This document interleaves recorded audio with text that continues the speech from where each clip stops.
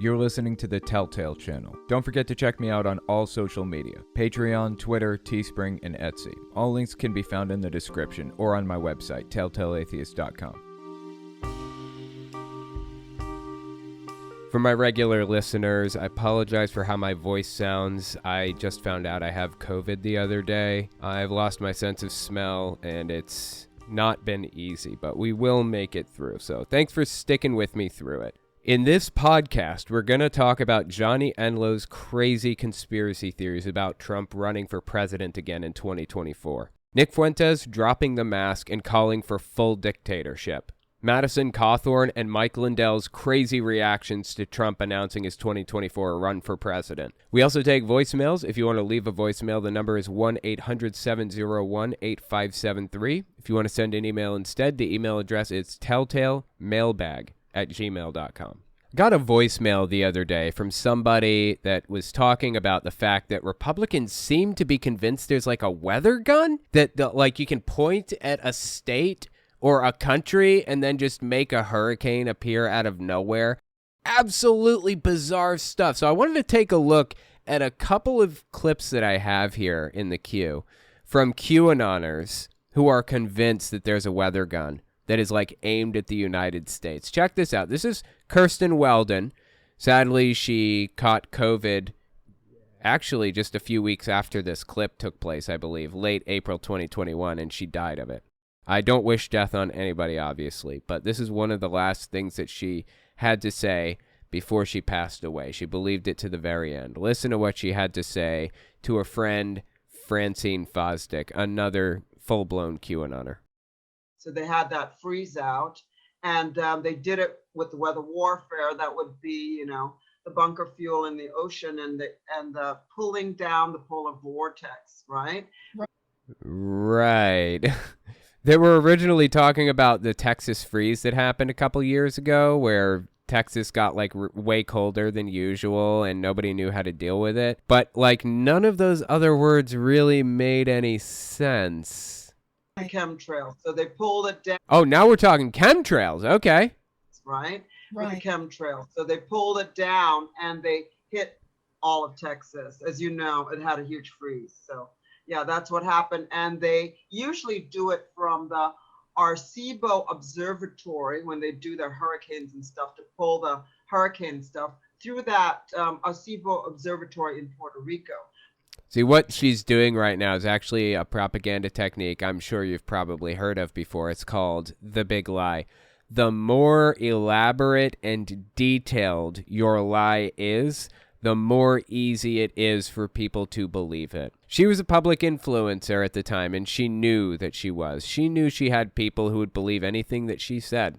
So she came up with these humongous, fabricated details, these giant fabricated stories that she would tell, and claim that she had inside sources about this information that told her these secretive things about what happened or whatever other thing. That's how she knew all of this.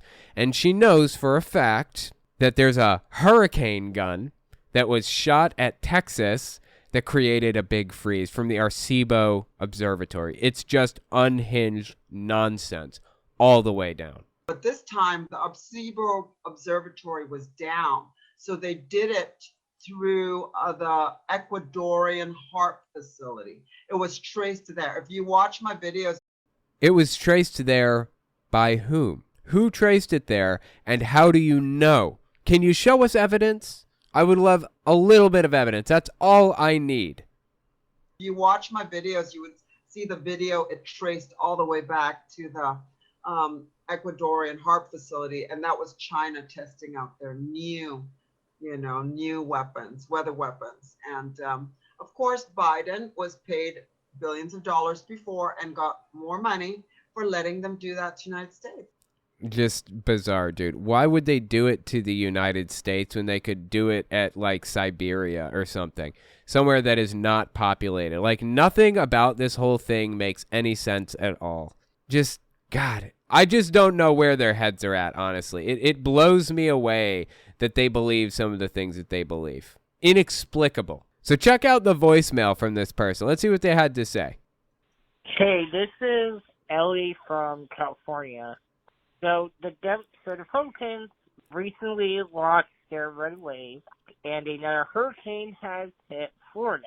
I was wondering if you think they're going to pull the whole weather gun bullshit again because of this coincidence. If you already talked about it, I'm sorry I don't catch your live streams. Have a good day or night, whatever time it is, wherever you are.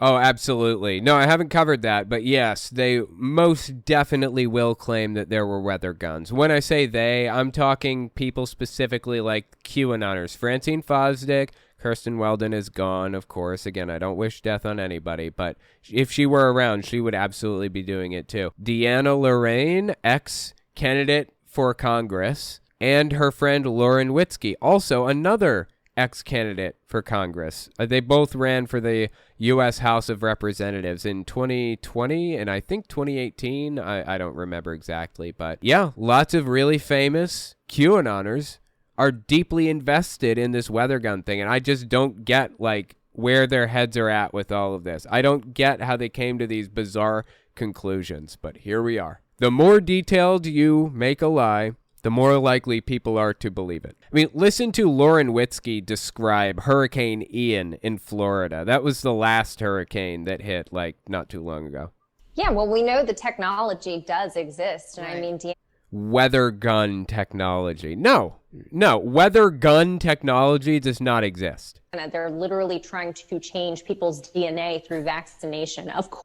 No, they're not. Again, this is all nonsensical propaganda from beginning to end. But their gullible sucker of an audience believes it every single time. Of course, they would be willing to do something like this to target red states. I have no doubt. I mean, the technology exists to manipulate weather. And Okay, technology existing to manipulate weather is very different from a weather gun capable of producing a hurricane. So back in the 1970s, during the Vietnam War, we were seeding rain clouds with airplanes, basically going through and seeding the rain clouds to extend the monsoon season. So to some extent, we can kind of a little bit extend a monsoon season, but that's actually illegal anyways under the Geneva Conventions. Nobody does it. We don't tamper with that or whatever else. So I guess you could say weather modification kind of exists, but creating a tornado, creating a hurricane out of nothing with like a gun-like structure, it's just nonsense all the way down. It's taking a grain of truth and stretching it into an absurdity. That's what they do. That's what they have always done. I mean, Lauren Witzke, Deanna Lorraine, Francine Fosdick, that's what they've always done. you know, this whole storm coming. I mean, I know that Florida is prone to hurricanes. However, this developed into a Cat 4 or Cat 5 overnight. Right. And it does seem to be hitting the conservative areas of the state. It hit the entire state. What are you talking about? The conservative areas. How does a hurricane hit only conservative areas of a state? What do you... Where is her head? I don't understand. How did she get to where she is? And how did she manage to get so popular that she got over 0% votes when she ran for Congress? I just don't get it, dude. This is crazy. The state, you know, and I don't... I'm not putting it past the elites to target something like Read Jews. That's what she really means. this towards Florida as punishment for getting rid of vaccine mandates or getting rid of child grooming. They are angry with us, and it wouldn't surprise me to find out. And yeah, the technology does exist, but you're not supposed to talk about. Oh, wow. Isn't that interesting? So earlier she said, we already know, as a matter of fact, the technology exists. And then a minute later, she says, Grooming, they are angry with us, and it wouldn't surprise me to find out. And yeah, the technology does exist.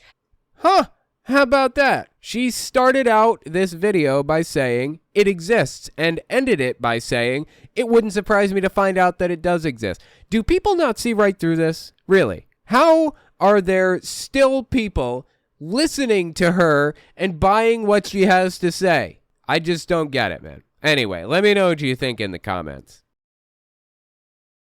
Hey, Owen, Guy Young, Brookfield, Illinois. You know, I've seen clips of Tim Allen and John Voight, you know, both of who are super conservative, and they got religion. And it reminds me of when people ask, "Well, can you say something nice about the other side?" And even though Voight, and especially Voight, okay, and Tim Allen are way off base, okay. Oh yeah, John Voight and Tim Allen are out of their heads extremist nutcases. John Voight, I don't know if you've ever heard of this guy. He's kind of a conservative hero. And there's another interesting fact about the guy that I'll let the caller mention in a minute. But yeah, the guy is like a gun rights nutcase to the core. I could say something nice for them. Their children, okay, Tim Allen's daughter, I don't know, is an atheist. And of course, Voight's daughter. I didn't know that about Tim Allen's daughter. Is Angelina Jolie, who's famous for her stances for the progressives. So I could say that they raised their children right, because at least they didn't indoctrinate them with the same stupidity they believe in. So that's a good thing.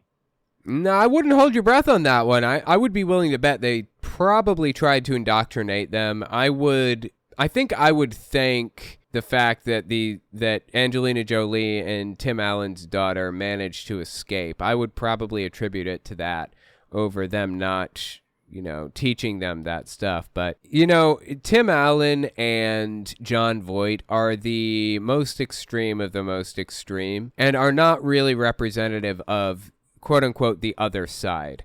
There are more moderate, chilled out people who are not complete nutcases that we could pick to represent the other side if we wanted. There are some mostly chilled out Christians who are not really completely over the top nutty that I think would be willing to represent the Christian movement rather than having the far-right conservative extremists represent it. Plenty of nice things to say about them. There are also some libertarians / non-Trump supporting Republicans who we can have disagreements with, lower or higher taxes, pro-life or pro-choice, but they're not nutcases that want us dead. There's no common ground to be had with some people.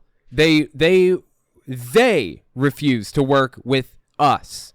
It's not the other way around. It's like they want us gone. Tim Allen and John Voight fall into that category. There isn't a lot good that I can say about them, but there's plenty of good I can say about conservative, just moderate conservatives, independents. I mean, my barber is a moderate conservative / independent, and he's a super nice guy.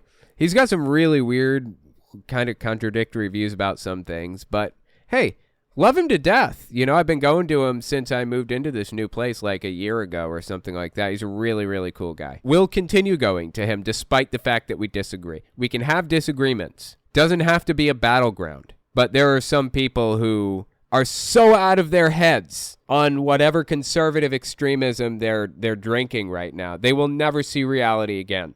And I think that describes, sadly, John Voight and Tim Allen specifically. But that's really cool about their daughters. I didn't realize that Tim Allen's daughter was an atheist.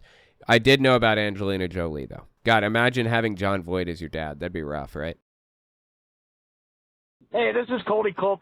I was just this morning watching the 11th Hour. It's with the guy who said he parted the D.C.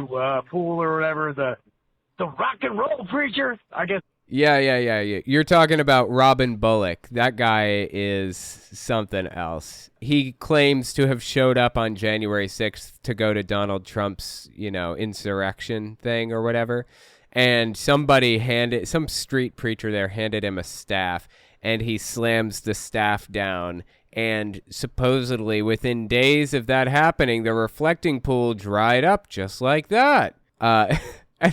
Like, don't they drain the reflecting pool every now and then anyways? Yeah, that's what he claimed. He claims to have parted the reflecting pool. That's what he said. Just like Moses, he parted it. It took a couple days, but it happened eventually. I don't know what you call that dude. I can't remember his name.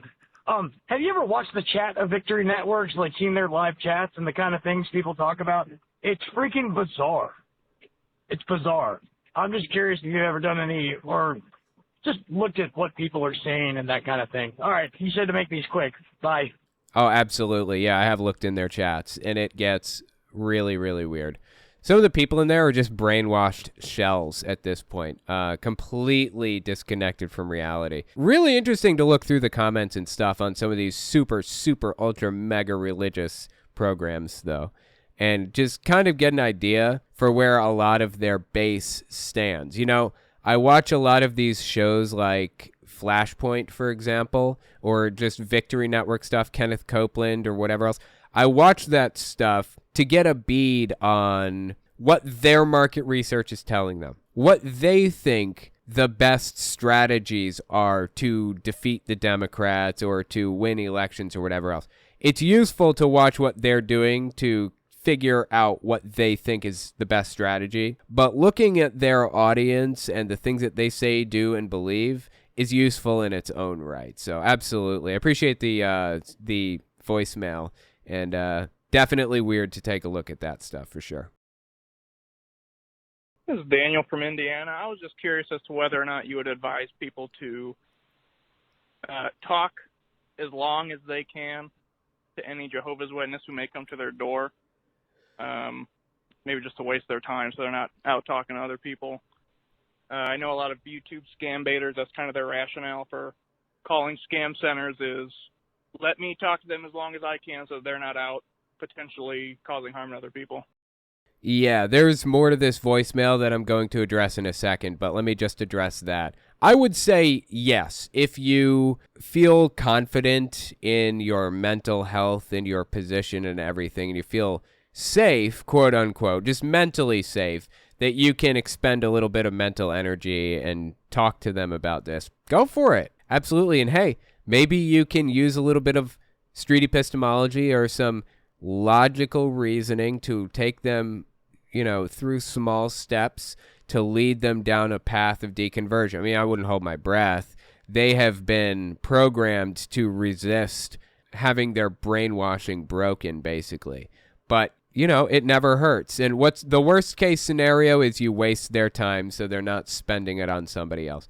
And honestly, Jehovah's Witnesses' whole goal at the end of the day, at least my whole goal, was to get hours that I could write down on that sheet of paper at the end of the day so that I could turn it in to the elders and they wouldn't pester me about it at the end of the month or the end of the week or whatever other thing. They have to turn in their hours of field service to the elders who then turn it into the main branch. So that was my primary goal, generally speaking, and that's probably their primary goal too. Once they reach 4 hours a week or 5 or 6 or 7 or whatever, they call it quits. So if you are burning up even an hour of their time, that is one less hour that they have to knock on other doors. That's my opinion. Let's keep listening, though.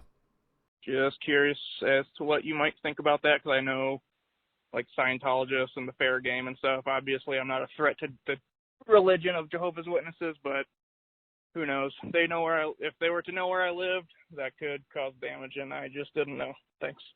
Yeah, you don't have to worry about Jehovah's Witnesses doing something crazy to you. Fair gaming is a method of attacking people from the Scientologist church or whatever, the Church of Scientology. Fair gaming is where they will do literally anything to ruin your life, up to and including framing you for murder. They really did that to somebody. Up to and including breaking into government facilities and burning records about Scientology. No joke, they did this stuff. Operation Snow White is what I think it was called. I forget now. They are a scary group of people that desperately need to be regulated by the government, maybe even broken up. Like some of the stuff that Scientology does is just disturbing. Anyways, Jehovah's Witnesses are not like that at all. The worst thing that Jehovah's Witnesses will do is they will shun you. They'll stop talking to you. They won't come around anymore. They're complete pacifists. They would now. I don't believe that Jehovah's Witnesses would hurt a fly as an organization. That being said, they will do everything they can to wreck you mentally by yanking every friend and family member you have ever had from your life permanently. That's what they did to me, and it did do a real number on me. You know, I'm still dealing with some of that stuff. But as an outsider, you're perfectly safe. You've got absolutely nothing to worry about. So anyway, yeah, hopefully that answered the question. Appreciate the phone call. Really interesting. Hey, Owen, this is Tony from Texas, called before. I was listening to this last thing you posted about Greg Locke and the letter he got from the Masons. He said the guy that sent him the letter went to the Catholic Church.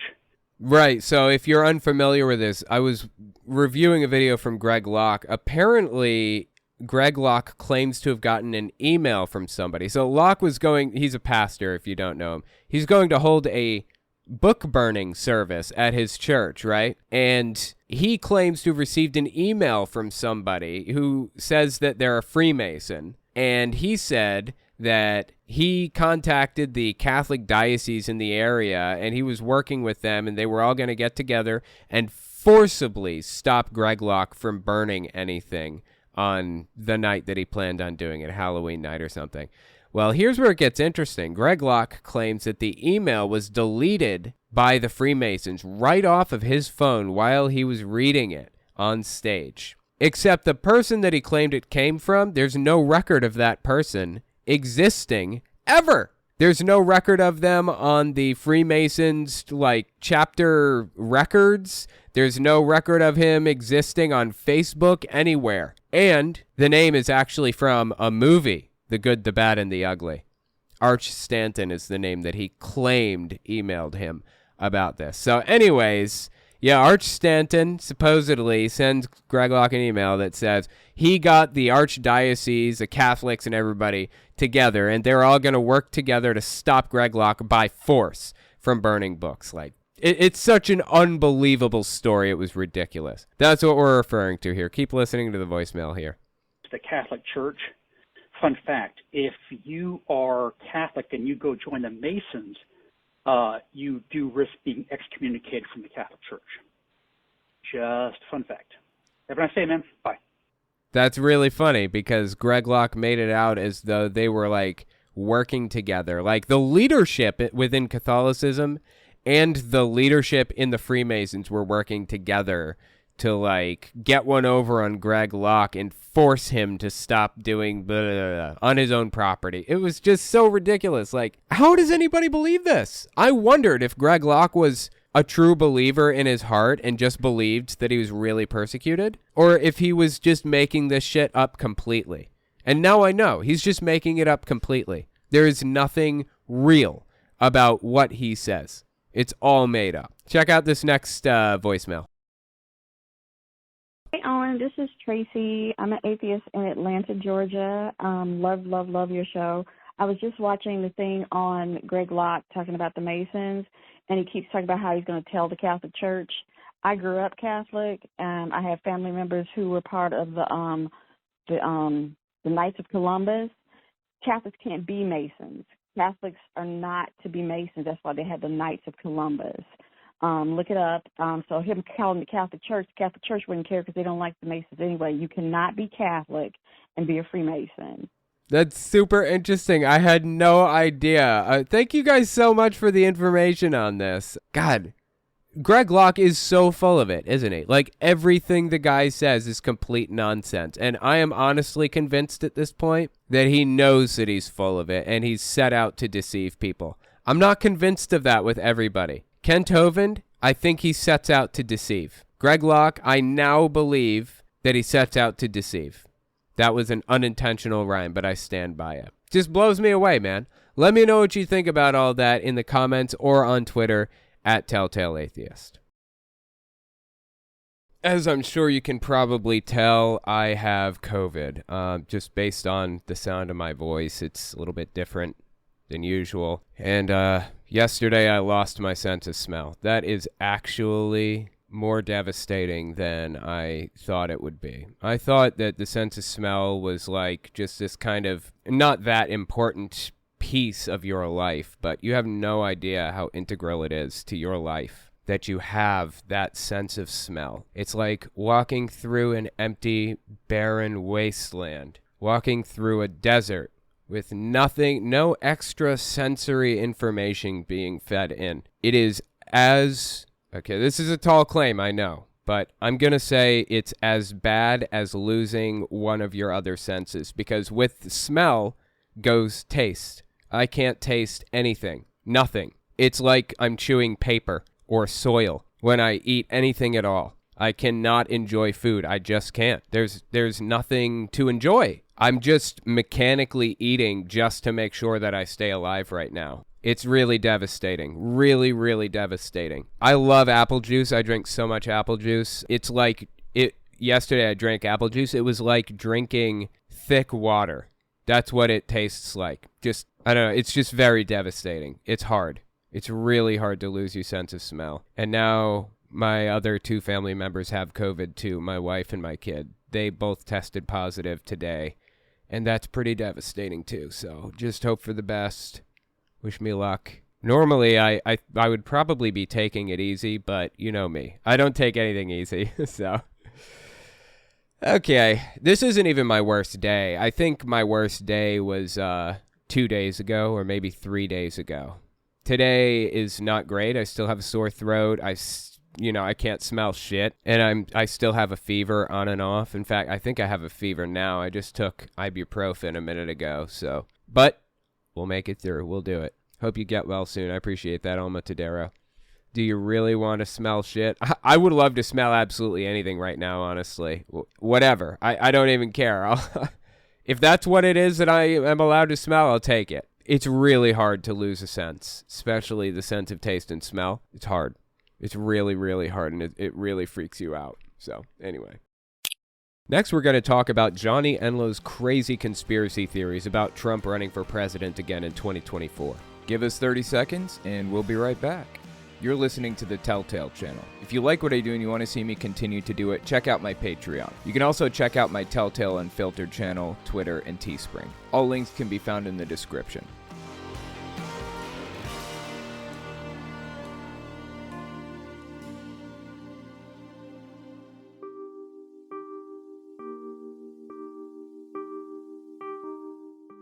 This is Johnny Enlow. He's a leader in the Trump cult. A few years ago, I think 2019, he prophesied that Donald Trump was going to win the 2020 election. Not only that, he claims that God told him that the election was out of humans' hands and God was going to make things happen for us. We didn't even have to bother voting, he said. He's got some new conspiracy theories about Donald Trump running in 2024, and I wanted to take a look at some of those. But let me just give you a little bit of context to who this guy is, what he believes, and his bizarre history of supposed prophecies about his God Emperor Donald Trump. By the way, he views Trump as a messiah.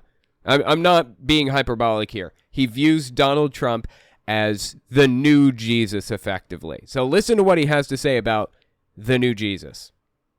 And so I was like, Lord, as I'm saying that, the first thing he said is, he is going to save you from things you don't know you need to be saved from yet. Your nation will be known as before Trump and after Trump. And he said the nations will be known as before Trump, after Trump. He thinks that Donald Trump is going to be so influential in the world that the entire world, Russia, Europe, all of Europe, Australia, New Zealand, South America, North America, everybody is going to start using before Trump, BT and AT, instead of BCE and CE. We're going to switch to before Trump and after Trump. Seriously, that's what this guy believes. That's nuts. Trump, after Trump. And the Lord, it was like, I'm really not interested in your all's vote this time. I'm doing it. I usually give you all that option. This time, I'm not. This is a rescue operation from heaven. So that's Johnny Enlow telling his listeners. I mean, he's a televangelist, dude. He's not a nobody. He is the linchpin between QAnon and Christianity, effectively. This is televangelist Johnny Enlow. Dude prays over congressmen, telling his people not to bother voting because Donald Trump will win in 2020 either way, no matter what. God will make it so. That's unhinged, dude. That is unhinged. It gets even more unhinged, if you can believe it. Let's go through a couple more examples of this dude prophesying about Donald Trump. Here's another, October 14th, 2021. Check this out. Me ask the prophetic people all the time, when's he going to be back in that seat? It's like, if you just knew a little more of the macro. I saw a picture of President Trump playing chess again. And he's very advanced. I could tell he's very good in advance. Why even include that, honestly? Why even point out how good or bad Trump is at this? It's like he knows that his Messiah would enjoy the compliment of calling him very good and advanced at chess, even though his Messiah isn't even listening to this ostensibly. So he says it because he knows he would like it. It's just weird, dude. This is a pro-Trump, full-blown, not cult, full-blown religion at this point. No joke. I mean, it's a cult too, obviously, but this is a full-blown religion. Then all the you back up, you see the higher view. God has him on his chessboard. That's so good. Trump and his whole board were on his board, and he's actually playing Trump. Whenever we feel discouraged with what we're seeing, it means we lack the higher view of seeing what's really taking place. This dude is too obsessed with Donald Trump. Too obsessed. There is a line, and he has crossed it. Here's another example. Late January 2021. From heaven, President Trump is recognized as the primary government leader on planet Earth. The dude worships Trump like he is a god. I am not being hyperbolic with that, okay? I really want to make this point here because what he had to say about Trump's 2024 run relates back to all of this. Check this one out, July 25th, 2022. The Supreme Court of Heaven already decertified the 2020 election. Oh, that's good.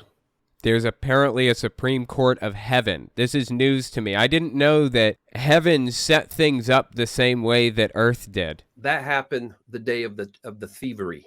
That happened November 3rd and November 4th. It was decertified in heaven.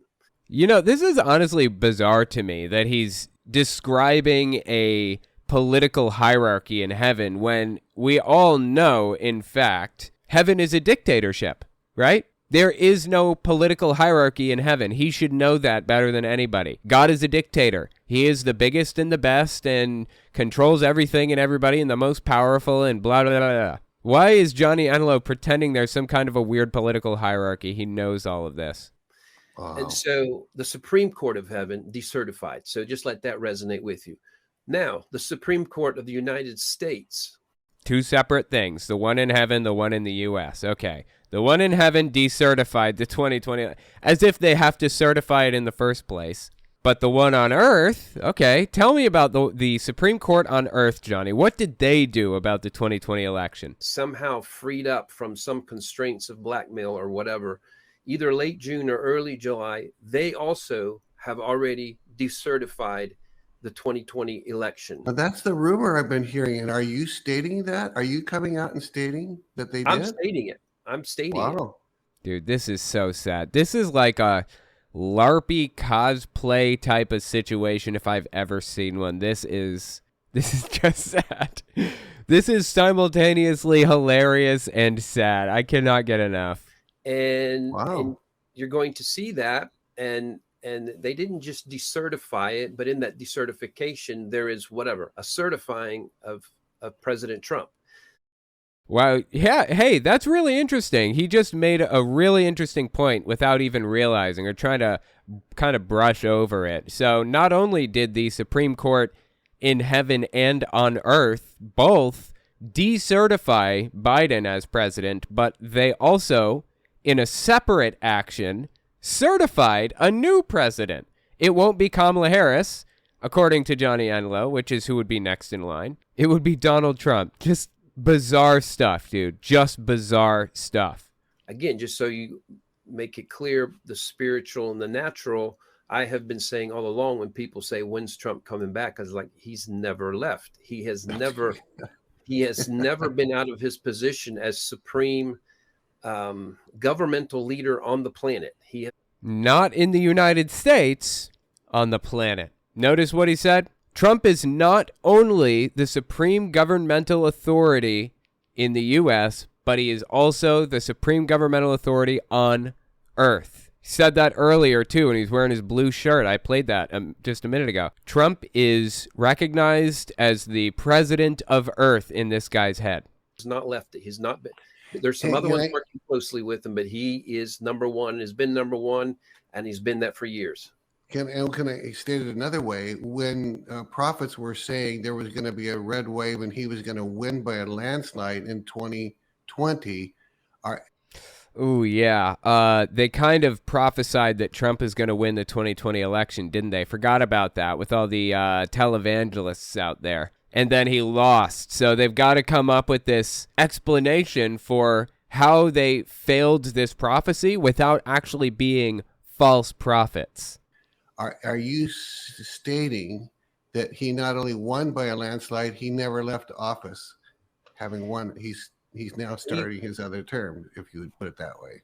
He won by a landslide. 2018 was a landslide. The midterms as well. It was another theft, another fraudulent election. Again, prophets paid the price for saying there's a red wave in 2018. That'll be proven too. The proof of that will come back. So any minute now, still waiting. You know, I would love a little bit of proof. That would be absolutely fantastic. You know what they never provide? They never provide a hint of evidence. None. So I'm sorry, until you give me a little bit of evidence for anything that this dude is saying, I'm just not going to believe it. It's just bizarre that he continues to come out here. Look, I just gave you a series of clips from 2019 to July 2022 where he's saying practically the exact same things over and over and over and over. And here we sit 2 years later, 2019, coming up on 4 years later, and he's still saying it, the same stuff with zero evidence. all of those who attacked the prophets for not getting it right on the 2018 red wave, just remember who you were and who you attacked, and be prepared to, just do the correct, right thing and say you're sorry. Absolutely. Absolutely. Okay, will do, Buckaroo. I appreciate the warning on that. So here's where it gets interesting. November 15th, 2022, Donald Trump comes out and announces that he is now a candidate for president in 2024. He is very obviously extremely unpopular in the Republican Party. Here's the thing. I think he controls somewhere around 35 to 40% of the Republican Party. So if he retracts his endorsement from you in primaries where only Republicans are voting, you can't win. If he pulls his endorsement, you can't win a primary without him. You can't. But he is vastly outnumbered on a general stage. You can't win a primary without him. You can't win a general election with him. And I think Republicans have come to realize that at this point. In fact, everybody seems to realize that now, especially after the 2022 midterm results. By and large, Donald Trump's endorsements failed miserably. So they're trying to shake Trump off of the back of the Republican Party at this point. And he's fighting that every step of the way, obviously. So at this point, when this was filmed, what we're about to watch, they didn't actually know what Trump's announcement was going to be for sure. I mean, everybody knew he was going to announce he's running for president, but he hadn't come out and done it yet. So this SG Anon guy comes on here to talk to Johnny Enlow and Steve Schultz about what he thinks it could mean. When you see the name Anon, generally certainly in this field of people, like when we're talking about Anons with regards to like Johnny Enlow and Steve Schultz and others, it's a reference to QAnon specifically. So this guy is very likely a QAnoner. I had never heard of him before. But there are other contexts in which Anon could mean other things, but in this context, it means QAnoner. So let's listen to what SG Anon has to say to old Johnny Enlow and Steve Schultz about what he thinks Donald Trump is about to announce. We have an announcement from Trump tomorrow. We don't know what that announcement will be. But is it out of the realm of possibility, especially with his rhetoric and how he's built his rallies up in the last 2 years, for him to come out and say something along these lines? And this is just my opinion.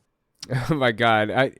He's taking some brave steps right now. Like, everybody was 99.9% sure that Trump was just going to announce that he's running for president.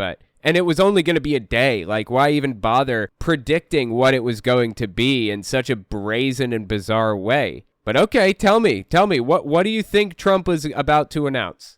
I am the lawful president of the United States. Wow, I awesome. believe that I have been the lawful president of the United States. We have more than enough election fraud evidence to show that the presidency was stolen, the midterms are getting stolen, it's all getting stolen.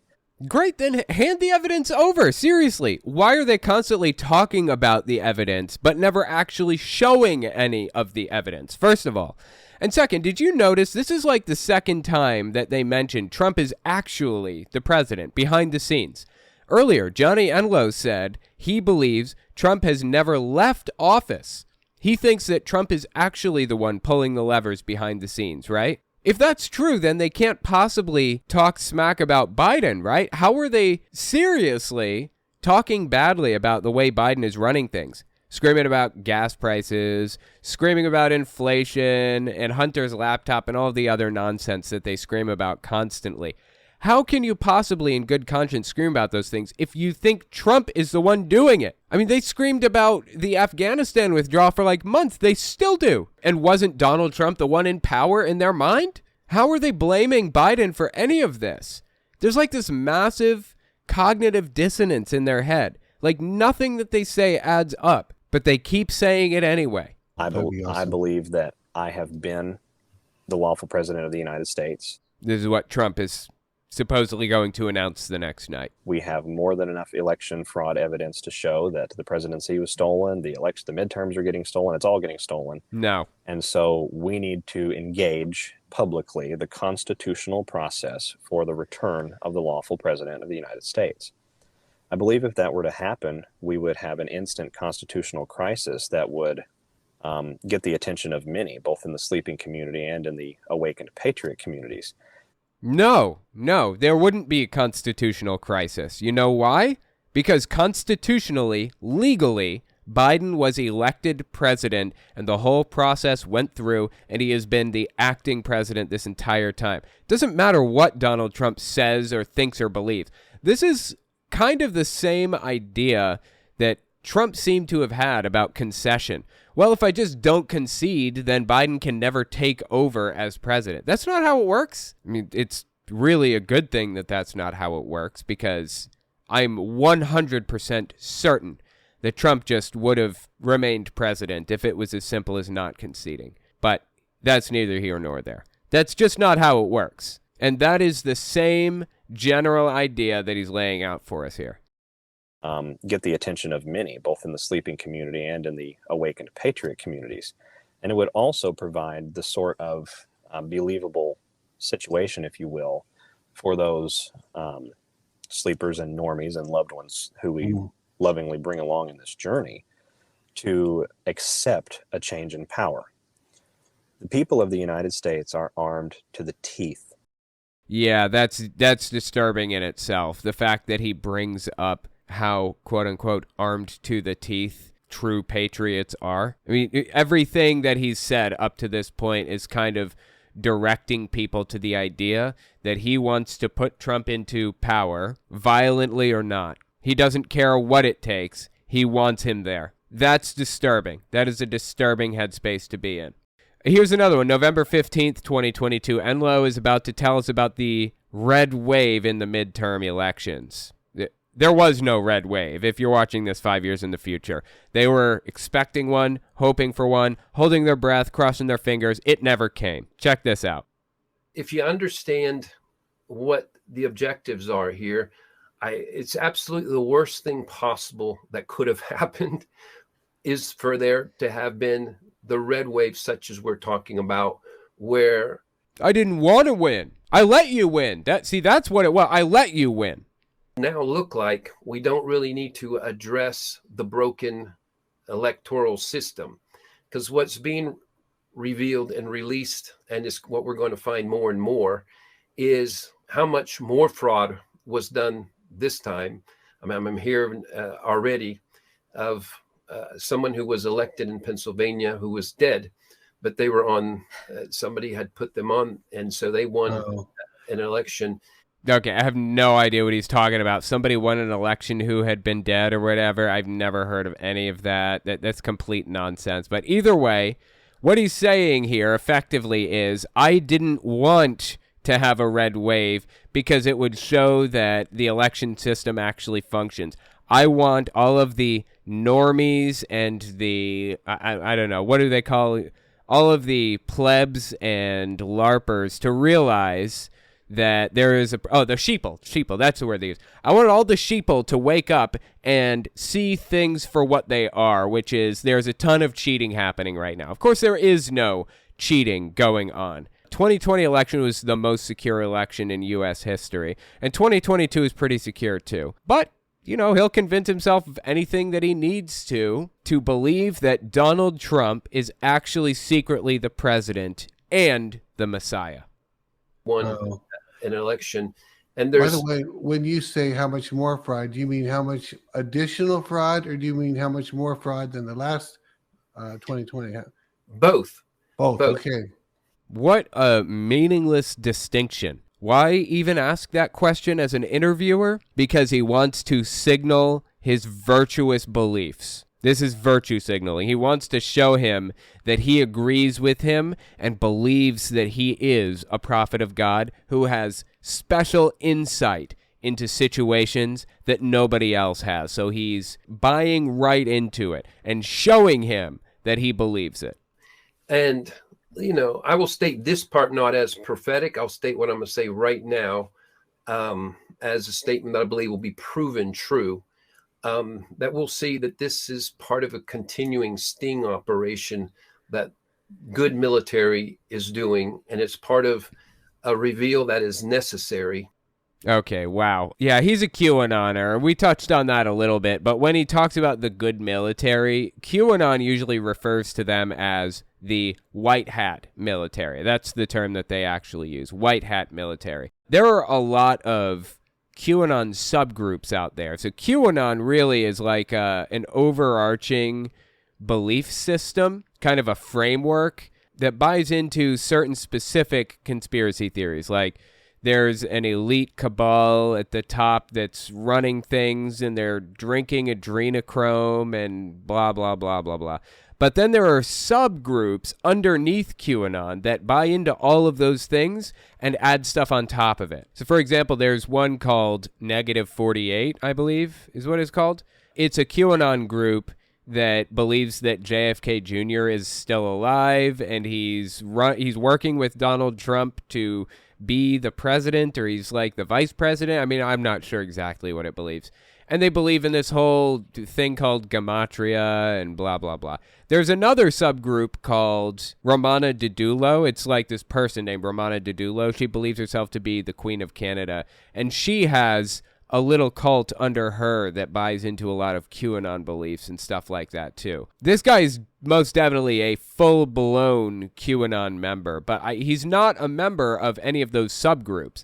He's just a member or a believer in the overarching framework that is QAnon. And I think it's absolutely fascinating to watch the wheels turn and listen to him kind of reason his way through stuff with the twisted, bent-up premises that he starts from. It is absolutely bizarre to see where he ends up when he twists things around just a little bit. But I don't know. Let me know what you think. Let me know if you want to see more stuff like this in the comments or on Twitter at Telltale Atheist. The dead person winning in Pennsylvania story is true. It was longtime state representative Tony DeLuca who died shortly before the election, and legally the ballot couldn't be changed. Interesting. So what Johnny Enlow said was somebody added a dead person to the ballot and people voted for him despite the fact that he was dead, i.e. they knew nothing about who he was. They just voted for him because he was a Democrat or a Republican or whatever other thing, right? The point is that you could put anybody on the ticket and people would vote for him anyways. That doesn't sound like what actually happened. That sounds like complete bastardization of what actually happened. There were like a ton of cases where somebody dies right before the election actually happens, or right before the election is called, or right before they're supposed to take office, or whatever other thing. I mean, that's happened plenty of times in the past. What he's describing is not unusual. He's trying to take it and use it as a basis to sow distrust and doubt in the election system. That's his whole philosophy. That's his whole bit. That's what he's all about. That's what he's always been about. Okay, yeah, you're right. I'm just taking a look, making sure all that was accurate, everything that I said about it. Yep. Democrat reelected by a landslide in Pennsylvania, though he died right before the election took place. October 9th is when he died, so he had to have been on the ballot. Interesting. Okay. Knowing is half the battle, as old G.I. Joe says, right? Next, we're going to talk about Nick Fuentes dropping the mask and calling for full dictatorship. Give us 30 seconds, and we'll be right back. You're listening to the Telltale channel. If you like what I do and you want to see me continue to do it, check out my Patreon. You can also check out my Telltale Unfiltered channel, Twitter, and Teespring. All links can be found in the description.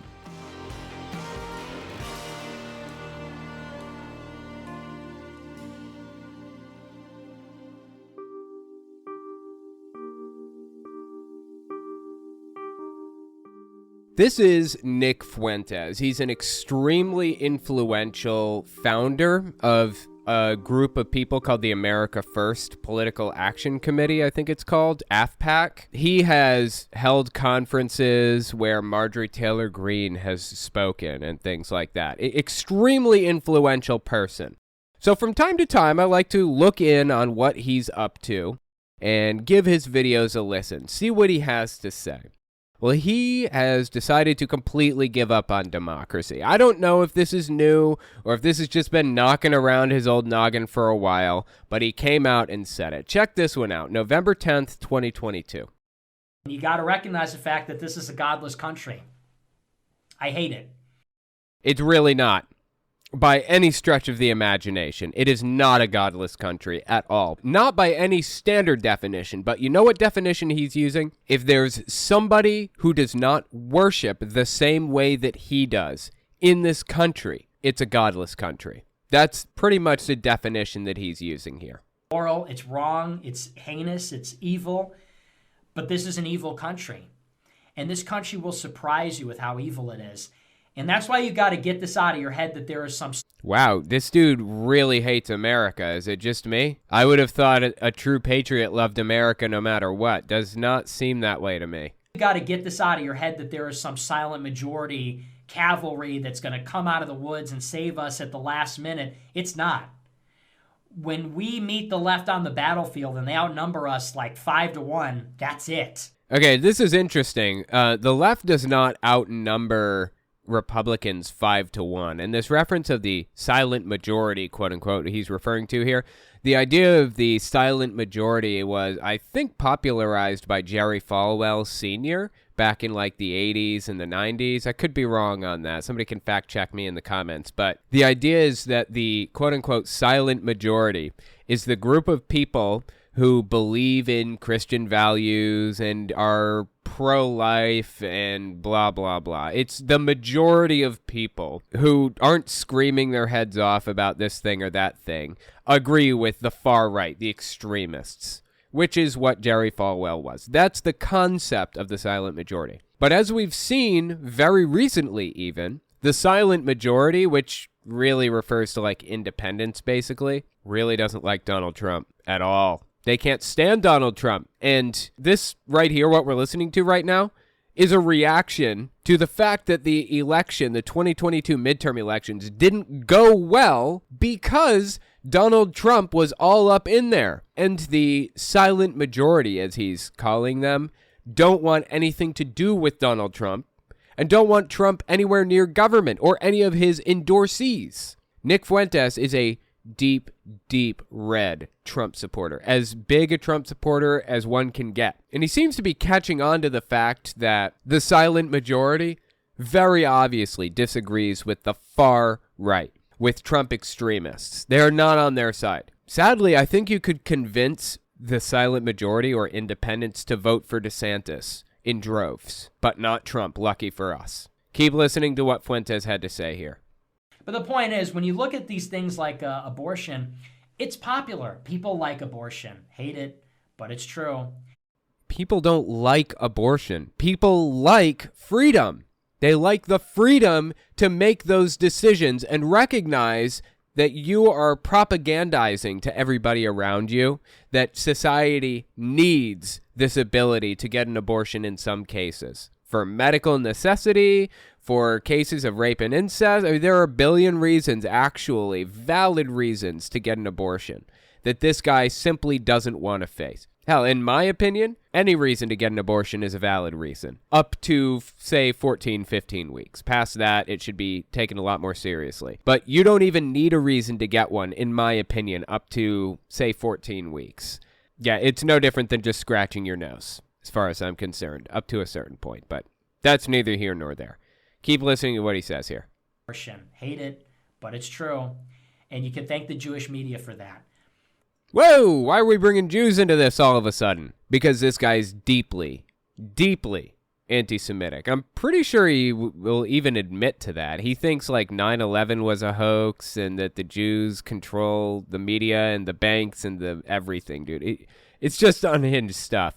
And it's honestly bizarre and disturbing that Marjorie Taylor Greene won her re-election after appearing at this guy's conference and speaking on stage, shaking his hand. Just blows me away. Abortion's popular. Sodomy's popular. Being gay is popular. Being a feminist is popular. Sex out of wedlock is popular. Contraceptives it's all popular. Okay. Sex out of wedlock and contraceptives are popular. That other stuff, not really? That's all. That's not to say it's good. That's not to say I like that. Popular means the people support it, which they do. And it sucks, and it is what it is, but that's why we need dictatorship. That's unironically why we need to get rid of all that. We need to take control of the media or take control of the government and force the people to believe what we believe or force them to play by our rules and reshape the society. Doesn't get much more on the nose than that. Doesn't get more brazen than that. That's what this guy wants. And Marjorie Taylor Greene, among others, many other congressmen, follow his stuff. Listen to what he has to say. Show up at his conferences and give talks there. If that's not an endorsement of his ideas, I don't know what is. This kind of thing is deeply disturbing to me. Lucky for us, he's on the far right, so he doesn't actually represent mainstream opinion. But the fact that this opinion exists in any real number is disturbing. Seriously. This is not the first time he's tooted this horn. He's been going around tooting this horn for a while now. Late June 2022. Check this one out. That is precisely what we intend to do, is to impose Christian laws on everyone in the United States of America. That is what we have to do as Christians. We have to make sure that, like the moon reflects the sun, the state reflects the church. We have to make sure that our normative laws and the laws that are passed by the government reflect the natural and the moral laws written by God. This is so fascinating to me that it seems like this guy has completely given up on Enlightenment values or the values the Founding Fathers had in the first place. Doesn't care, doesn't want anything to do with them. They're a waste of time, apparently, in this guy's mind. It just blows me away. Like, where is the dude's head? How did he get to where he is now? I don't understand. He doesn't want separation of church and state. This is something the Founding Fathers really believed in. Thomas Jefferson particularly wrote a whole bunch of letters to, like, Danbury Baptist Church, back and forth with them about this very subject, about how deeply wrong it is that a state church exists. There should be no such thing as a state church, according to the Founding Fathers, Thomas Jefferson, among others. And he just wants to throw that right out the door. Just blows me away.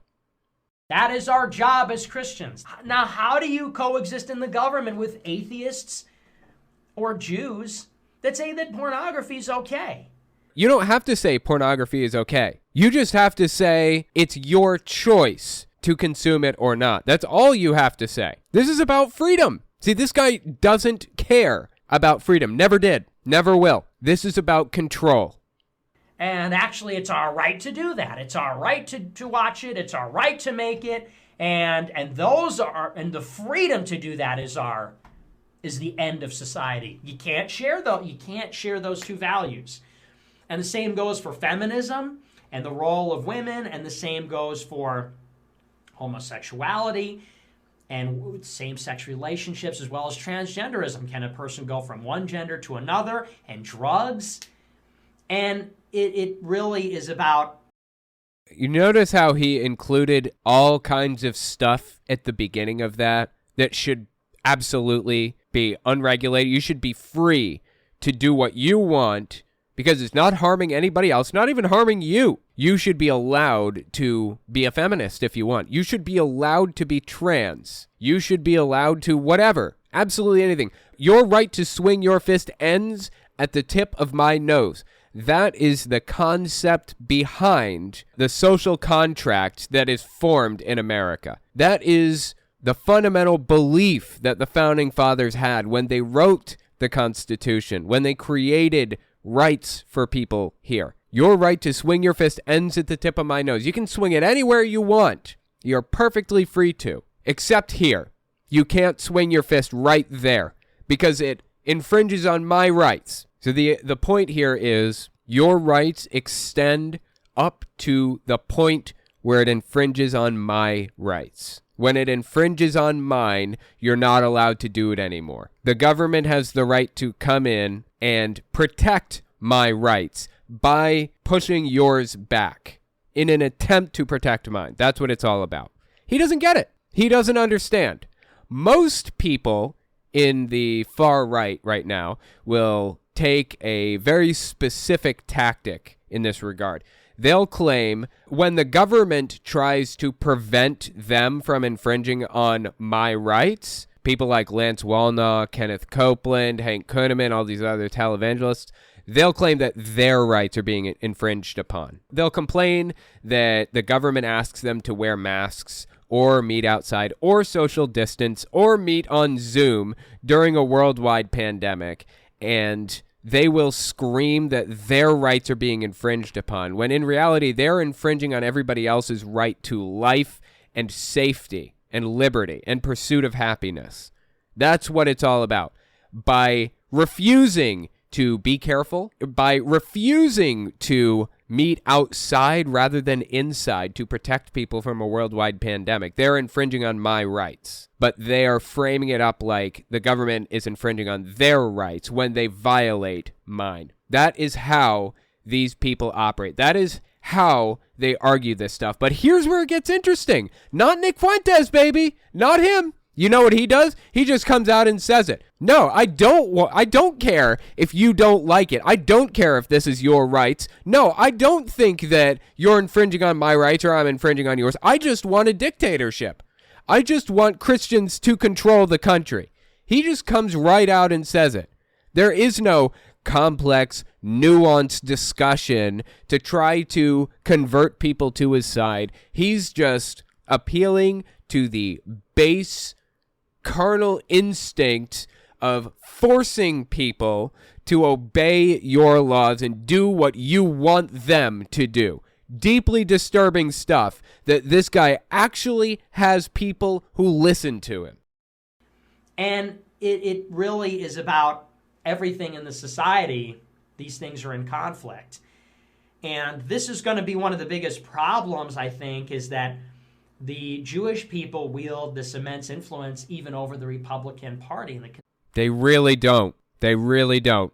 They're just another demographic of people in the United States. And the fact that he seems to believe to the bottom of his heart that there's some cabal out there pulling strings like puppet masters is absolutely something else, man.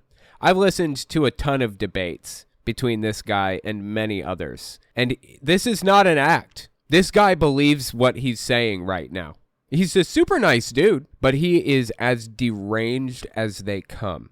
Lauren Witzke is another member of AFPAC. This is her on the right here. She is a white nationalist, a far-right extremist, and a Trump supporter, naturally. As a member of AFPAC, it's kind of a prerequisite. Anyway, let me introduce you to some of the things that she's had to say, just give you an idea of who she is, because she had some interesting stuff to say more recently as a member of AFPAC. So check this one out. Mid-October 2021. It's a little bit of an older one, but it'll give you some context for the types of things Lauren Witzke and by proxy, the America First Political Action Committee believes. Check this out.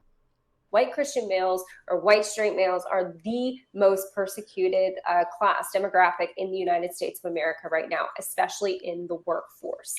I don't know what kind of fantasy land she lives in that she believes that white Christian males are the most persecuted demographic of people in the workforce or in the world, whatever. I just don't even know where to go with it. That's unhinged. The anti-white system that advocates for us, like people like us, to not have a voice, to not have any rights, like kind of considering us like second-class citizens that don't deserve rights is what they kind of try to treat us as. They think that the system, the anti-white system, is going to spare them too, and it is not.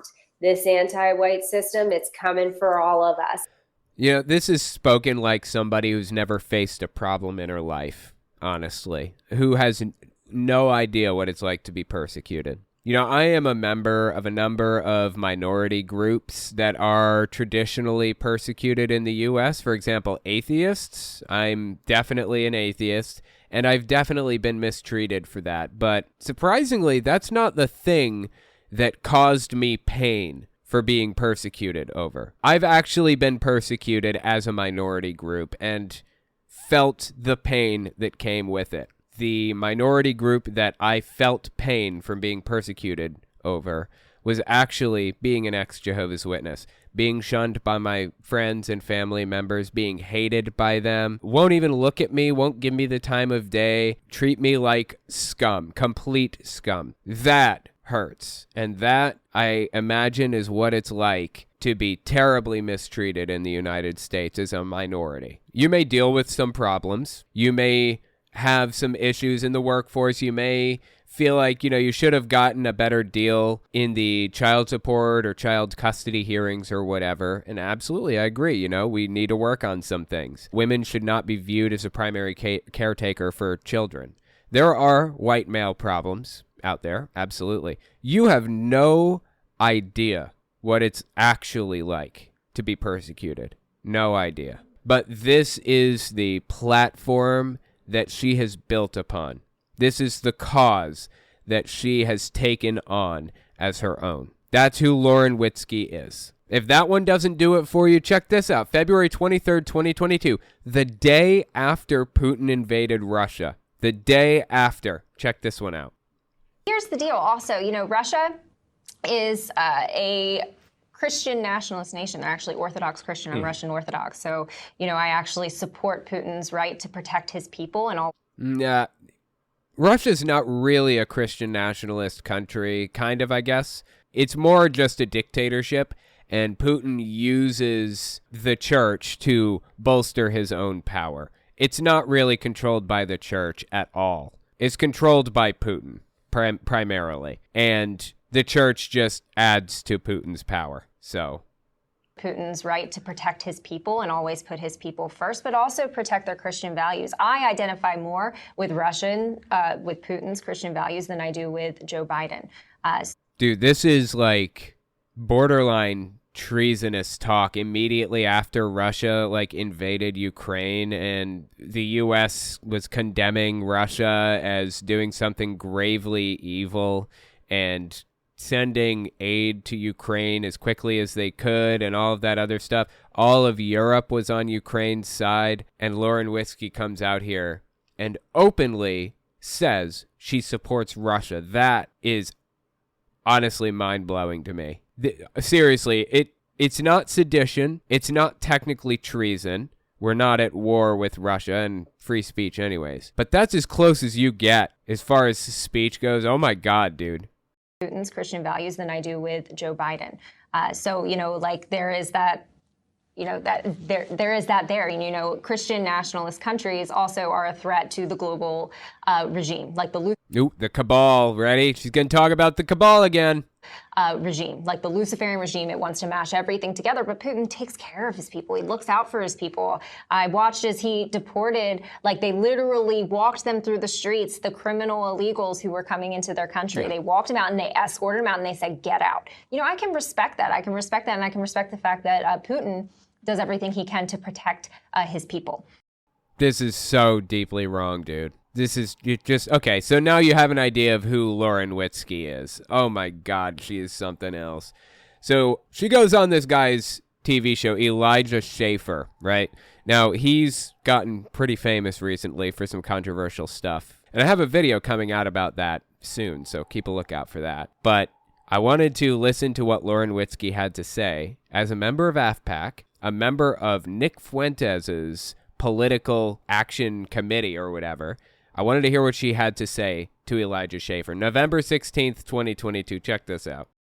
And in regards to women voting, that was the worst thing that ever happened to America, too. Look at us now. Women overwhelmingly vote on their emotions. And their emotions, and the liberals are very good at appealing to emotions. Oh, wow, dude. Okay. Just claiming that women vote on emotions like that is such a stereotype. It's ridiculous, first of all. Like, women can't be logical. They're all built on emotion, forgetting the fact that men are probably more emotional than women, if you really think about it. If you look at it in the cold light of day and recognize the fact that anger is most definitely an emotion, I would say men can be more emotional than women, like a lot more, but that's neither here nor there. Keep listening to what she had to say about women voting. and their emotions, and the liberals are very good at appealing to emotions. Oh, look at these migrant children. They have nowhere to go. Look at this pregnant migrant woman. She has nowhere to go. We have got to open up our borders and give her cash assistance for the rest of her life here in America. See, that's really fascinating what she did there, if you notice. This is what makes it propaganda. Think about what she just said. She accused liberals, quote unquote, of voting on their emotions, and then she used an emotional argument to convince you of that. Nowhere to go. We have got to open up our borders and give her cash assistance for. We've got to open up our borders, give her cash assistance, spend all of your money. Fear. That's fear. She's drumming up fear in her listeners, trying to freak them out and make them think that there's this huge problem that needs to be solved immediately, right now. And if you don't, the whole system's going to come crashing down. And nothing that she's saying right now is true anyways. Like, there is no open border. Immigrants are not allowed to be on like a social security system or like, cash assistance or food stamps or any of that other stuff. I mean, they have to go through a whole process of, I don't even know what the process is. Are they ever allowed to get any of that stuff if they immigrate here and get documents and all that stuff? I'm not sure. They certainly can't get any of that stuff without a social security number, but it's all about fear, freaking people out. While she's accusing liberals, and women particularly, of acting on their emotions, she's using emotion in the argument to manipulate people. We have got to open up our borders and give her cash assistance for the rest of her life here in America. And women vote for that. They vote to have weapons taken away, our Second Amendment rights taken away.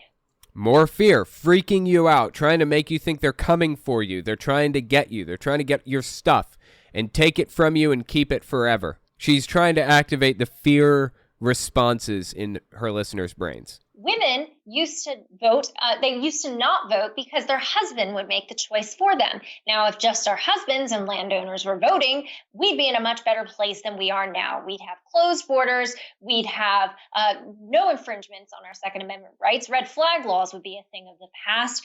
And we as women wouldn't be, have such authority and power over who gets into elected office because we don't deserve it. The way that women vote, it's been terrible.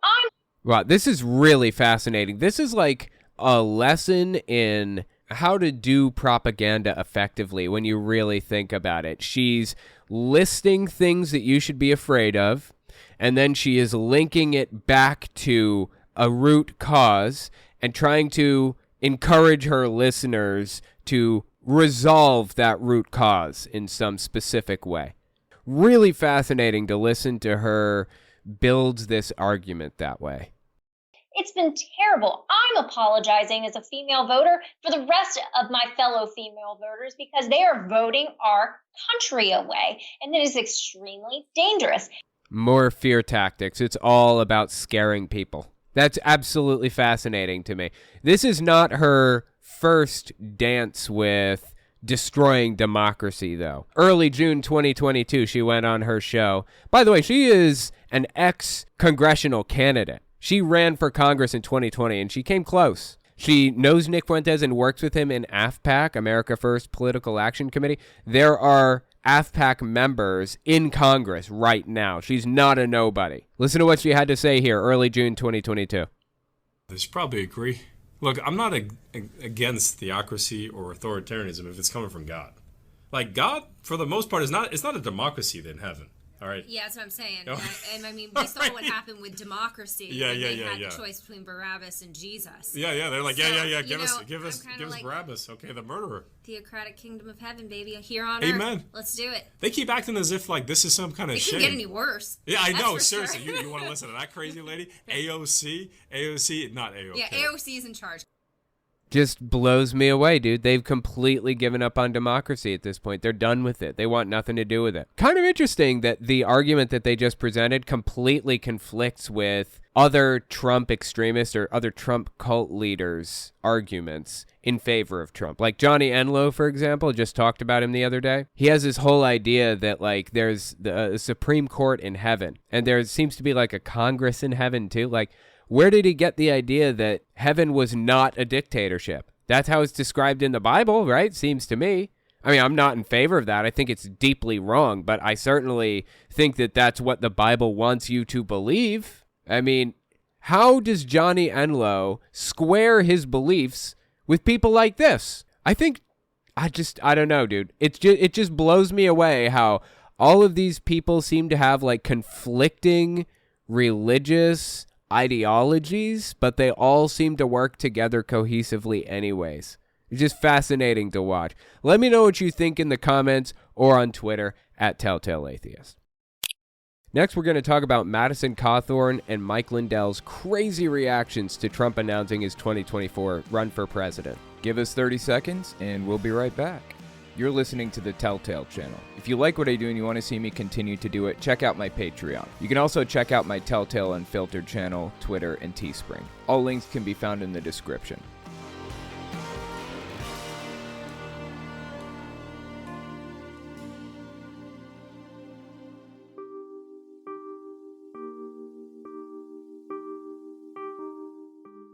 Donald Trump announced he's running for president in 2024, and oh my God, people are melting down. It is hilarious. I wanted to take a look at what Mike Lindell had to say, and I wanted to see what our old buddy Madison Cawthorn had to say. As it turns out, this dude's still around. Can you guys believe it? I thought he just disappeared from the face of the earth for a while. But he's had some things to say about this announcement, too. Apparently, he was there when it was announced. So we're going to take a look at some of that in a second. Let's listen to what Mike Lindell had to say. This is him at Mar-a-Lago while Donald Trump announces his 2024 run for president, November 15th, 2022. Check it out.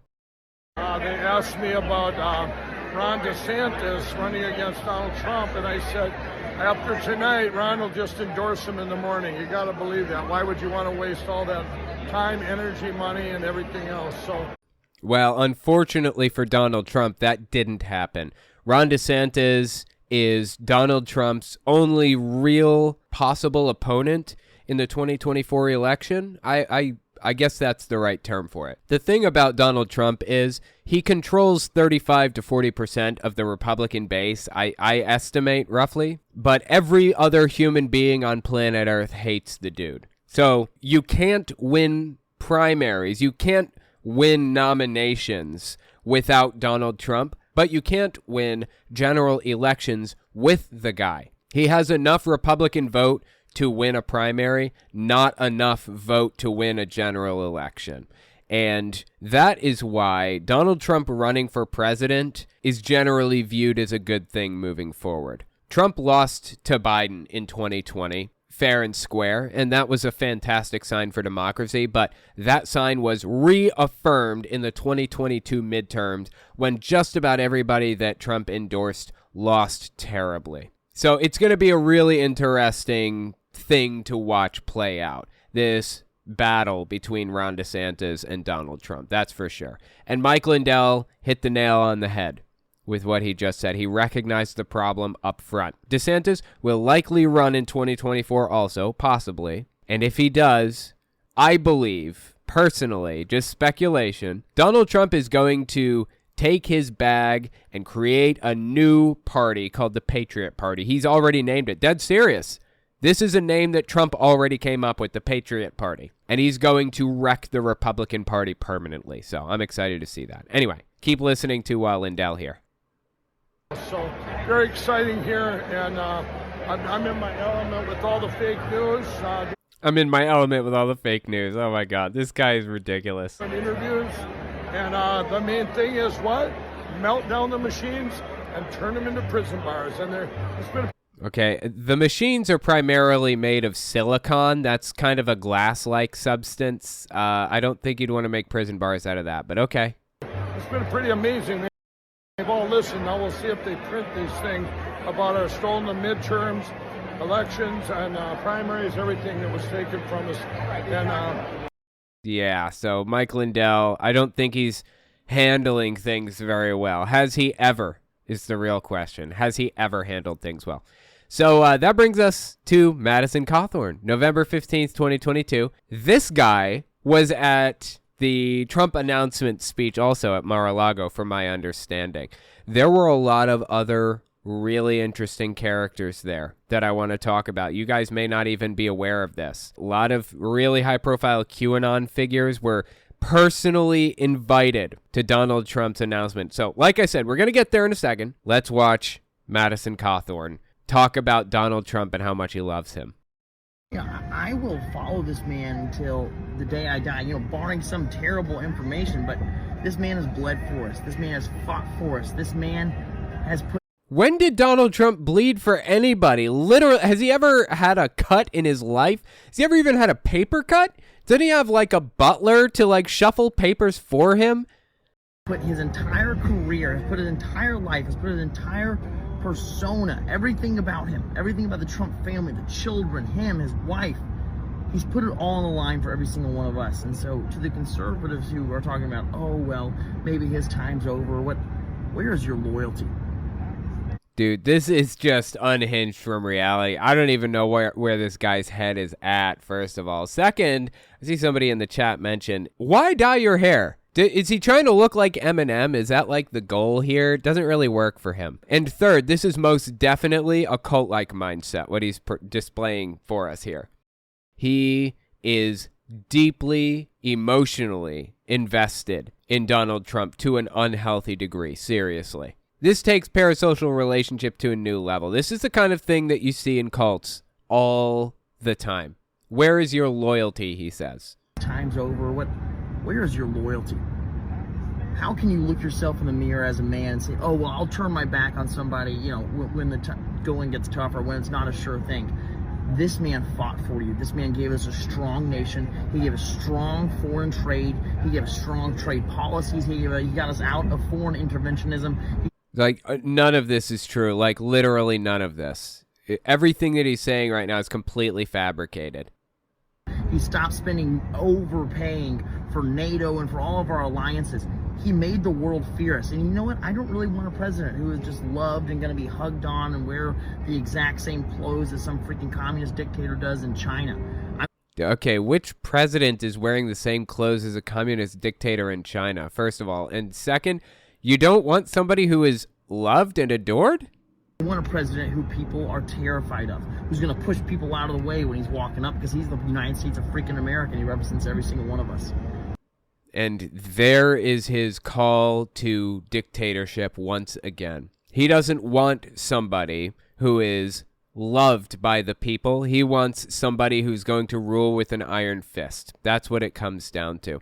If you're curious about what's going on with Madison Cawthorn right now, I did a little bit of research into where he's at in his life. Check this out. If you're watching this 5 years in the future, you're not even sure who he is. I'll just start from the beginning. He ran for Congress. He was a member of the Freedom Caucus, I think is what they call it. He's friends with Marjorie Taylor Greene, Lauren Boebert, and all of the other Nutter Butters from Nutter Butter City. I mean, he is a deep, deep red, far-right extremist believer.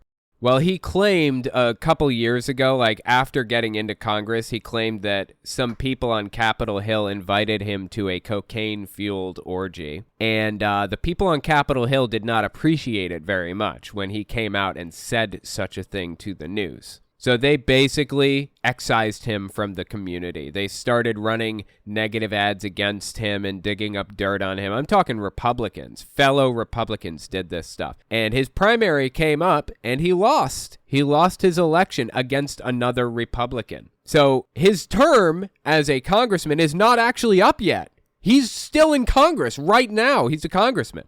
As of this moment, he leaves Congress in 2023. January 3rd, I think, is when the next Congress starts. But you know what he did? He's completely given up. He moved back in with his parents. He's not answering phone calls for constituents or anything anymore.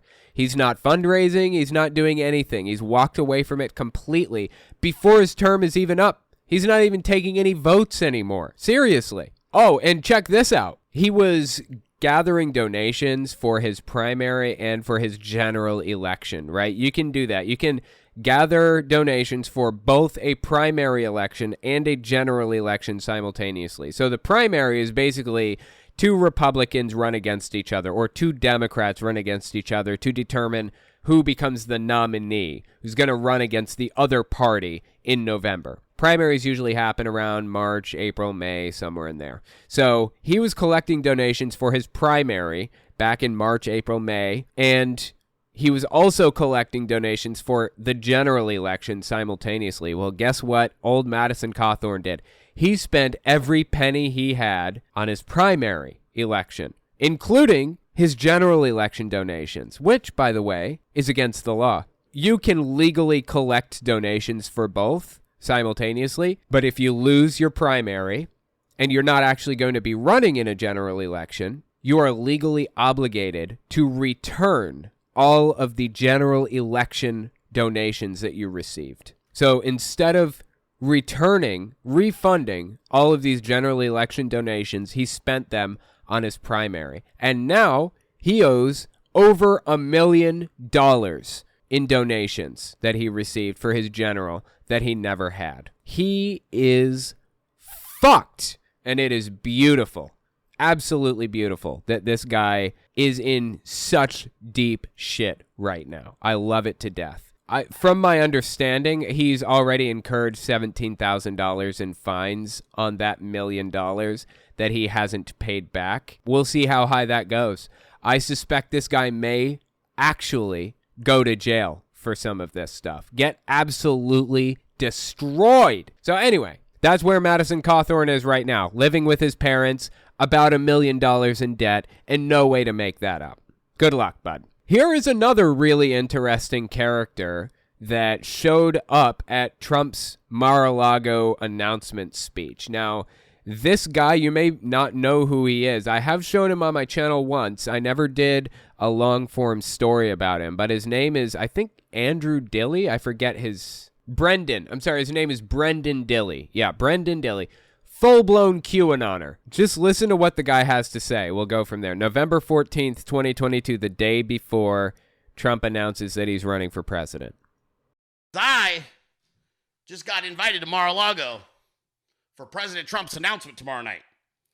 So I am going down to Mar-a-Lago tomorrow. Dude, this guy's voice is something else. I don't know how he got famous using his voice. I'm leaving immediately after the show is over. I am flying in. Why? Why scream like that? Please. If you have a Gilbert Gottfried voice, you have no right to scream into a microphone, okay? I'm being picked up by mad liberals at the airport, and I am heading to Mar-a-Lago for an announcement from President Donnie J. Trump. And I am extremely nervous about this because, as you know, I am a basement-dwelling nerd who lives in his mother's house and doesn't normally go out into the public.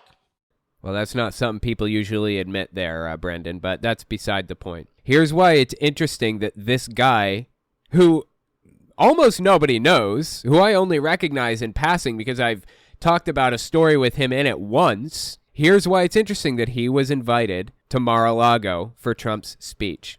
He is a full-blown QAnoner and a QAnon influencer. Why was this guy personally invited to Mar-a-Lago for Trump's speech? He was invited because he's so influential in the QAnon movement. You may recognize the guy on the right here as the praying medic. He is probably the most influential and well-known QAnoner in existence. QAnon interpreter. He interprets the garbled nonsense that QAnon spits out all the time. Anyway, on the left here is our buddy Brendan Dilley. So the praying medic, famed QAnon interpreter, and Brendan Dilley are sitting here talking to each other. Check it out. This is from 2019, May 2019. Q has often said, especially over the last 6 months, this is going to be the end of the D party. The end of the Democrat Party. Okay, now, if you are, average person listening, watching Q, like, what do you mean the end of the Democrat Party? The Democrat Party is not going to end. Yes, it is. No, it isn't. And I'm going to explain to you how the Democrat Party is going to end.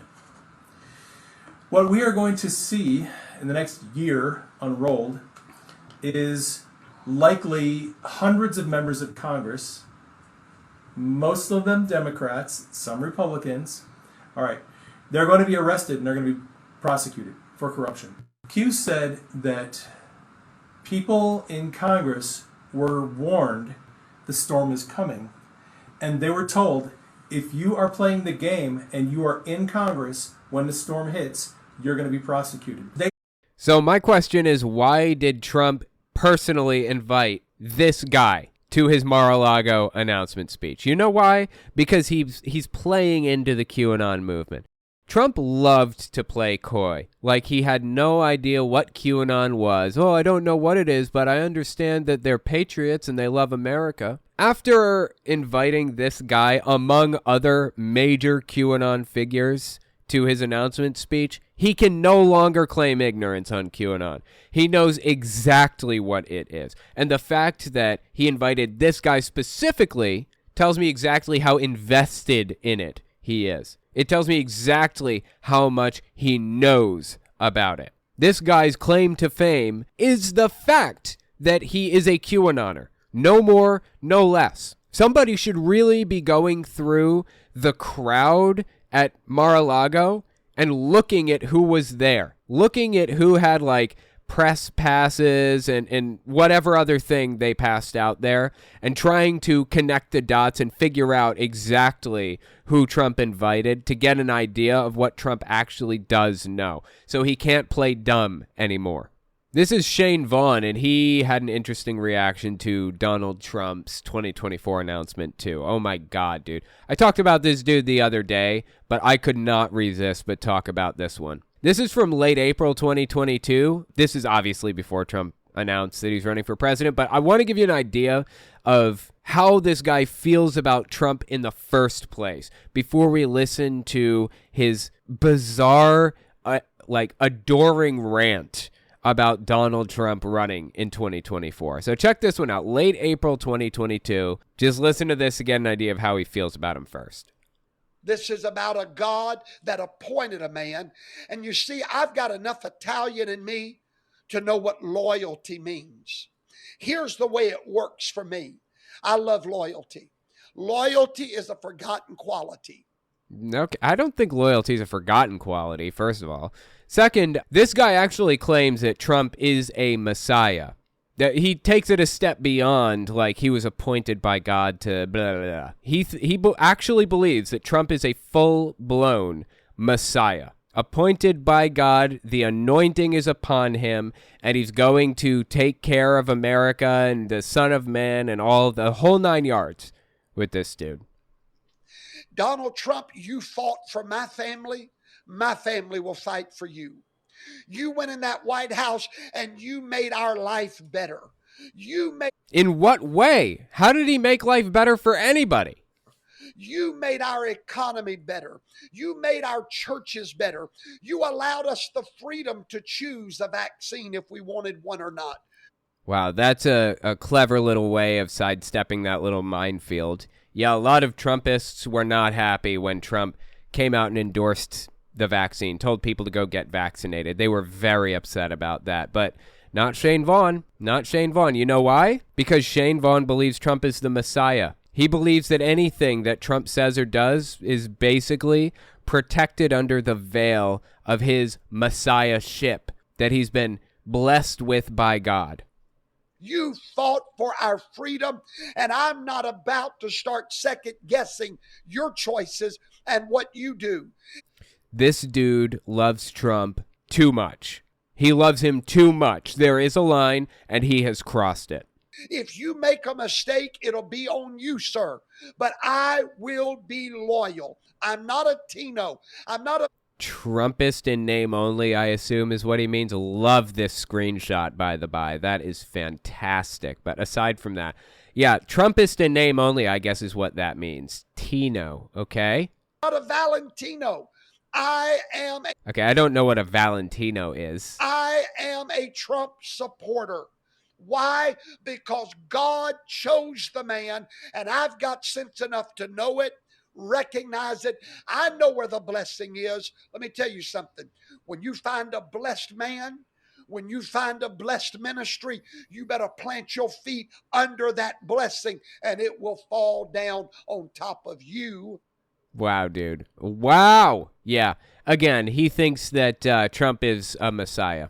He's used that word. That's not something that I'm just making up. He's actually said that he thinks that Trump is a messiah. I don't want to go down this road too deep, but there's like a whole set of videos from Shane Vaughn where he calls Trump a messiah. This is just one video, one short 30-second segment where he calls Trump a messiah.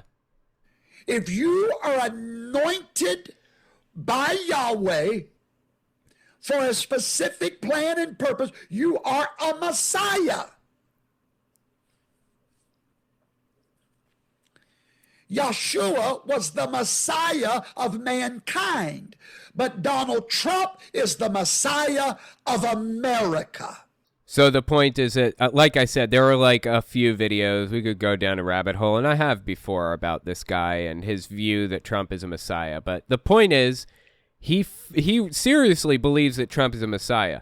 Well, listen to his reaction to Trump announcing that he's running for president again. November 16th, 2022. This is the next day after he announced.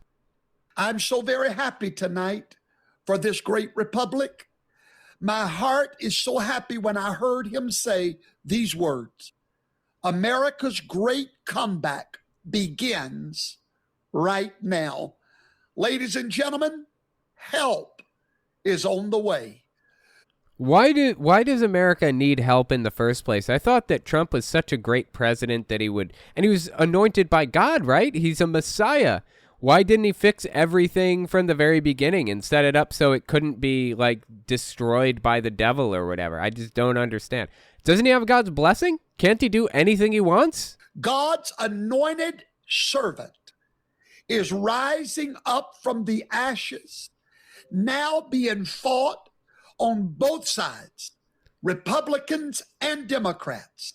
But I'm here to tell you tonight that we prophesied to you 2 years ago about an eagle, that Yahweh had taken this eagle and put it to the side for it to fly again. And tonight, that eagle, wounded and at many times discouraged, but that wow, dude, this is just weird. So, oh my God, what? I'm going to have to dig into this deep. So he's saying that he prophesied 2 years ago something about an eagle that was wounded. I would love to know exactly what it was that he said. A lot of the time, they don't specify exactly what they said. In fact, I've heard cases where televangelists just claim that they said something 2 or 3 years earlier and don't actually play the clips for you or show you any proof. Who knows if they actually said any of this stuff, if they ever actually prophesied any of this stuff, quote unquote. But even if he did prophesy about an eagle 2 years ago, that's not very specific. I need something real specific if you're going to tell me that God is speaking to you in your head and you want me to believe you. I'm going to need a little bit more than your word for it. So what was the other thing he said? I'll tell you, let me just step back a little more. Keep listening to this. Wounded and at many times discouraged, But that eagle flapped his wings, hallelujah, and let the whole world know that he is returning. So Trump is the eagle, I guess? This is just weird, dude. Shane Vaughn has an unhealthy obsession with Trump. Dead serious. This guy desperately needs help. This is, honestly, I gotta say, this isn't even the weirdest thing that I've heard Shane Vaughn say. I've heard some real weird stuff from this guy.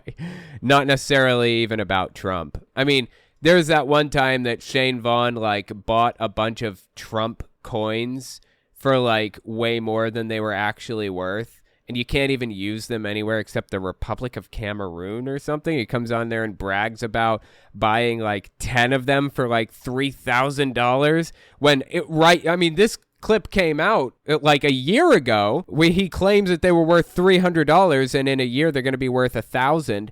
Right now they're worth $150.